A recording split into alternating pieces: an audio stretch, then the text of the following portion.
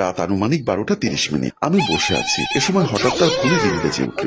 দেখলাম unknown number. Pick করলাম না, আননোন নাম্বার দেখে রেখে দিতে যাব এমন সময় মেসেঞ্জারে টুং করে শব্দ হলো। সচরাচর আমি তার মেসেঞ্জার চেক করি না, কিন্তু সেই সময় ফোনটা যেহেতু হাতেই ধরা ছিল, মেসেজটা দেখার লোভ সামলাতে পারলাম না। যা দেখলাম তাতে আমার মাথায় আকাশ ভেঙে পড়ল। আমার স্বামী 7 বছর ধরে একটা মেয়ের সাথে প্রেমের সম্পর্কে জড়িত। সেখানে সব লেখা আছে, তারা কবে কোথায় দেখা করেছে, তার দেওয়া গেঞ্জি পরে আজ তার সাথে দেখা করে এসেছে, সবটাই লেখা আছে। আমি কিছু না ভেবে মোবাইল দেখে বিছানা থেকে উঠে ডাইনিং টেবিলের দিকে চলে যাই। সে ওয়াশরুম থেকে বের হলে তাকে খেতে দিলাম। আমিও এখনো খাইনি। সে নিজের মতো করে খেয়ে নিচ্ছে। আমি কি বলবো না বলবো বুঝতে পারছিলাম না। সে খাচ্ছে আর আমি তাকে বললাম, তোমাকে কিছু বলতে চাই, সত্যি সত্যি উত্তর দেবে, কোনো কিছু অস্বীকার করবে না, কারণ আমি সবকিছু জানি। সে বলল, বলো, কোনো মেয়ের সাথে কি তোমার সম্পর্ক আছে? আমি তখন কেবল আল্লাহকে ডাকছিলাম যেন বলে সব মিথ্যা, কারণ তার মুখ থেকে এটা আমি সহ্য করতে পারবো না। হ্যাঁ আছে, তবে আজকের পর থেকে আর থাকবে না। আশ্চর্য হয়ে গেলাম, কিরকম অবলীলায় সে স্বীকার করে নিল। আমার পায়ের তলার মাটি সরে গেল। কোনো মতে জিজ্ঞাসা করলাম, আজ থেকে ঠিক 7 বছর আগে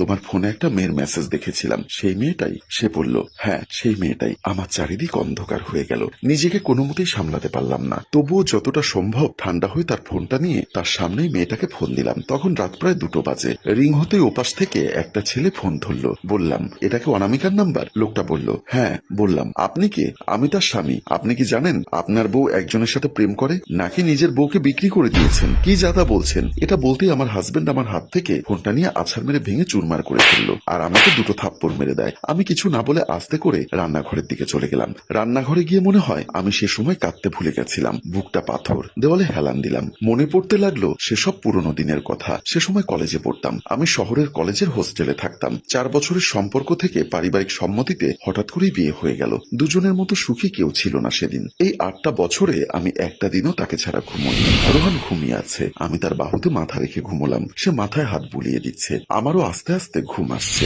তার হাতটা ছিল আমার বালিশ। তার বুকে মাথা না রাখলে কিছুতেই ঘুমটা আসতো না। সে রাত করে বাসায় ফিরত। আমি তার জন্য বসে থাকতাম। সে আসলে একসাথে খেতাম। আমি আর কিছুই ভাবতে পারলাম না। মৃত্যুর পথ বেছে নিলাম। তাই আমি চোখ মুছে বের হয়ে গেলাম। রেডি হয়ে আমি মেয়েটির খবর নিতে যাই হসপিটালে, কারণ এই হসপিটালের নামটাই প্রোফাইলে দেওয়া ছিল। আমার কাজিন এলাকার ডাক্তার। সে আমার দিকে চেয়ে আছে অবাক হয়ে। কাজিনকে আমি সবটা খুলে বলি। সবটা শুনে ইসলাম বলল, তুই কোনো টেনশন করিস না, তোর কাছে ওই মেয়েটির কোনো ছবি আছে? আমি মোবাইল থেকে ছবি বের করে দেখালাম। সে ছবিটা দেখেই থতমত খেয়ে বলল, এ মেয়ে তো বড়ই ডেঞ্জারাস। মেয়েটি একজন মাদক ব্যবসায়ী। সে আগে এই ক্লিনিকের আয়া ছিল। তার দুষ্কর্ম দেখে কর্তৃপক্ষ বের করে দেয়। রোহান এমন একটা মেয়ের সাথে এত বছর কি করে সংসার করছে? আমি ইসলামের কথা শুনে হতবাক হয়ে গেলাম। যে স্বামীর প্রতি অগাধ বিশ্বাস আর ভালোবাসা ছিল বলে কোনোদিন এসব বিশ্বাস করিনি। যাই হোক, বাস্তব নির্মম সত্যটা আজ আমার সামনে। যেটা ভয় পেলাম সেটাই হলো। এসব কিছু এখনো চলছে। তাই আর না, এবার আমার কিছু করতেই হবে। নিজেকে সরিয়ে নিলে হয়তো সব ঠিক হয়ে যাবে। চোখ মুছে দরজা বন্ধ করে দিতে চলে গেলাম। দরজা বন্ধ করে এসে একটা ওড়না নিয়ে ফ্যানের সাথে ওড়না পেঁচাচ্ছিলাম। তখনই দরজা ভেঙে আমার হাজবেন্ড আমার গলা থেকে পেঁচানো ওড়না খুলেই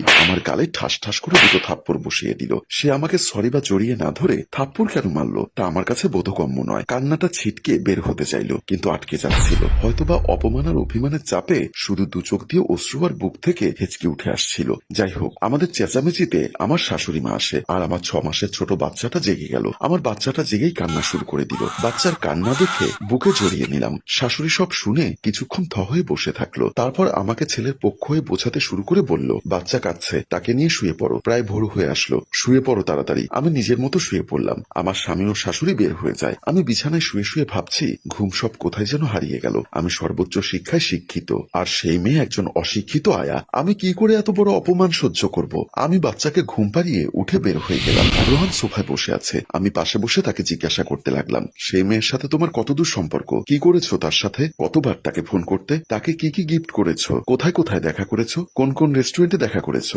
কোন পার্কে বসেছো? তাকে কতবার ভালোবাসি বলেছো? বলো আমাকে। সে আমার প্রতি বিরক্ত হতে লাগলো আস্তে আস্তে। সে উঠে চলে গেল। সে ডাইনিং টেবিলে গিয়ে পানি খাচ্ছে। আমি সেখানে গিয়ে বললাম, আমি ওই মেয়ের সাথে কথা বলতে চাই। আমি ওই মেয়ের কাছে যেতে চাই। সে বলল, ওই মেয়ের কাছে গেলে তোমাকে সতীনের সংসার করতে হবে। তা শুনে আমার পৃথিবীটা অন্ধকার হয়ে গেল। আমি চেঁচিয়ে উঠতেই রোহান বাড়ি থেকে বের হয়ে গেল। তখনই আমার শাশুড়ি এসে আমাকে বলল, তোমার প্রতিদিনের নাটক আর ভালো লাগে না। তোমার জন্য আমার ছেলে বাসা থেকে বেরিয়ে গেল। যাও, যেখান থেকে পারো আমার ছেলেকে ফিরিয়ে নিয়ে এসো। রাত এখন 1টা বাজে। কোনো খবর আছে তোমার?